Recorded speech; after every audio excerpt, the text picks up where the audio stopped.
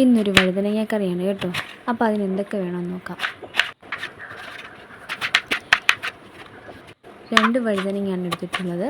പിന്നെ 2 തക്കാളി, 1 കഷ്ണം ഇഞ്ചി, പച്ചമുളക്, വെളുത്തുള്ളി, കൊച്ചുള്ളി, ഇത്രയും നമ്മൾ നീളത്തിൽ അരിഞ്ഞെടുത്തിട്ടുണ്ട്.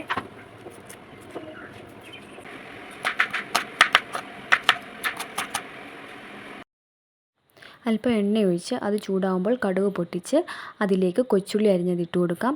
അതൊന്ന് വഴറ്റിയെടുക്കാം. ഇനി അതിലേക്ക് പച്ചമുളക്, ഇഞ്ചി, വെളുത്തുള്ളി എന്നിവ ചേർത്ത് അതും കൂടി വഴറ്റിയെടുക്കാം. ഇനി ഇതിലേക്ക് കറിവേപ്പിലയും അരിഞ്ഞു വെച്ചിരിക്കുന്ന വഴുതനങ്ങയും കൂടി ഇട്ട് ചെറുതായിട്ട് ചൂടാകുമ്പോൾ തക്കാളി ഇട്ട് കൊടുത്ത് എല്ലാം കൂടി ഒന്ന് വഴറ്റിയെടുക്കണം.